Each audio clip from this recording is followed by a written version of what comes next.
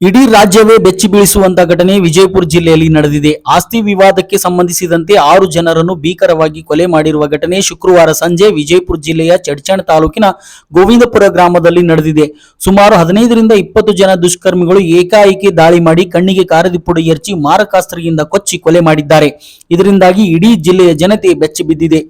ಚಂದು ನಿರಾಳೆ, ದುಂಡಪ್ಪ ನಿರಾಳೆ, ಶಿವಪುತ್ರ ನಿರಾಳೆ, ರಾಹುಲ್ ನಿರಾಳೆ, ಸಮರ್ಥ್ ನಿರಾಳೆ ಹಾಗೂ ಶಬ್ಬೀರ್ ನದಾಫ್ ಕೊಲೆ ಆದವರೆಂದು ತಿಳಿದು ಬಂದಿದೆ. ಸ್ಥಳಕ್ಕೆ ಪೊಲೀಸ್ ವರಿಷ್ಠಾಧಿಕಾರಿ ಲಕ್ಷ್ಮಣ್ ನಿಂಬರ್ಗಿ ಸೇರಿದಂತೆ ಹಿರಿಯ ಪೊಲೀಸ್ ಅಧಿಕಾರಿಗಳ ತಂಡ ಭೇಟಿ ನೀಡಿದೆ. ಗ್ರಾಮದಲ್ಲಿ ಉದ್ವಿಗ್ನ ಪರಿಸ್ಥಿತಿ ನಿರ್ಮಾಣವಾಗಿದೆ. ಪೊಲೀಸ್ ಭದ್ರತೆಯನ್ನು ಒದಗಿಸಲಾಗಿದೆ. ಗೋವಿಂದಪುರ ಗ್ರಾಮದಲ್ಲಿ ವ್ಯಕ್ತಿಯೊಬ್ಬರಿಗೆ ಸೇರಿದ 24 ಎಕರೆ ವಿವಾದಿತ ಜಮೀನನ್ನು ನಿರಾಳೆ ಕುಟುಂಬಸ್ಥರು 6 ತಿಂಗಳ ಹಿಂದೆ ಖರೀದಿ ಮಾಡಲು ಮುಂದಾಗಿದ್ದರಂತೆ. ಆಗ ಗ್ರಾಮಸ್ಥರು ವಿವಾದಿತ ಜಮೀನು ಇದೆ, ಖರೀದಿಸಬೇಡಿ ಎಂದು ಎಚ್ಚರಿಕೆ ಸಹ ನೀಡಿದ್ದರಂತೆ. ಆದರೂ ನಿರಾಳೆ ಕುಟುಂಬಸ್ಥರು ಖರೀದಿ ಮಾಡಿದ್ದಾರೆ. ಶುಕ್ರವಾರ ಜೆಸಿಬಿ ಟ್ರ್ಯಾಕ್ಟರ್ ಮೂಲಕ ಹೊಲ ಸ್ವಚ್ಛಗೊಳಿಸುವ ಕೆಲಸ ಮಾಡುತ್ತಿದ್ದರು. ಈ ವೇಳೆ ದುಷ್ಕರ್ಮಿಗಳು ದಾಳಿ ಮಾಡಿ 6 ಜನರ ಜೀವ ಬಲಿ ಪಡೆದಿದ್ದಾರೆ. ಹಂತಕರು ಯಾರು ಅನ್ನೋದರ ಮಾಹಿತಿ ಸಿಕ್ಕಿಲ್ಲ. ಪೊಲೀಸರು ಈ ಬಗ್ಗೆ ತನಿಖೆಯನ್ನ ನಡೆಸಿದ್ದಾರೆ.